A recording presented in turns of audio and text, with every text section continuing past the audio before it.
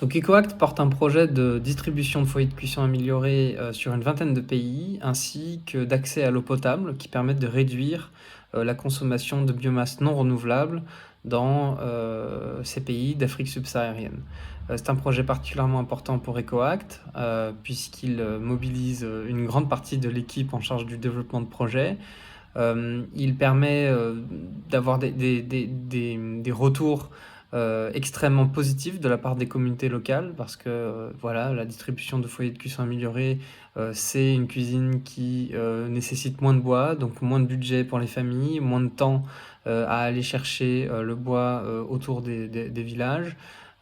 C'est également des projets dans lesquels on met en place beaucoup d'activités parallèles, par exemple distribution d'arbres fruitiers dans les communautés. On prévoit aussi des budgets pour l'amélioration des conditions de vie, construction d'écoles, construction de puits d'eau dans certains projets.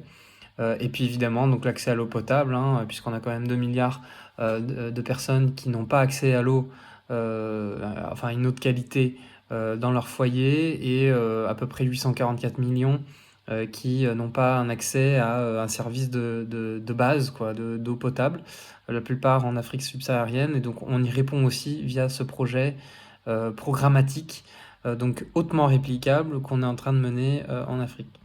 Ce qu'il faut savoir, c'est que ce sont des projets. Donc, c'est un projet programmatique dans lequel on va loger plein de sous-projets. Plusieurs dizaines actuellement sont identifiés. On est en train de financer les premiers.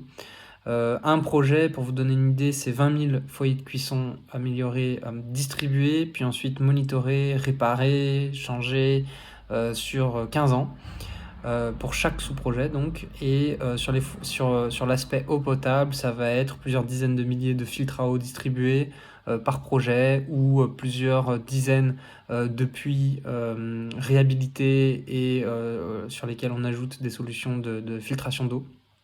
Donc pareil, c'est énormément de communautés impactées pour chaque projet. Et donc l'objectif d'EcoAct, c'est d'en financer plusieurs dizaines dans les prochaines années, uniquement via la finance carbone. Donc contre la certification, la validation et la vérification de ces projets dans le cadre de standards carbone, on va être capable ensuite d'émettre ce qu'on appelle des crédits carbone qui vont permettre de financer tous ces projets via donc la finance carbone. Voilà, donc c'est vraiment un projet très important pour nous, hautement réplicable parce que ce sont des standards qu'on peut reproduire assez facilement. On est capable d'accueillir tout type d'ONG ou d'organisations qui sont capables de mettre en place ces projets-là sur place et qui viennent nous contacter pour savoir comment bénéficier des fonds carbone.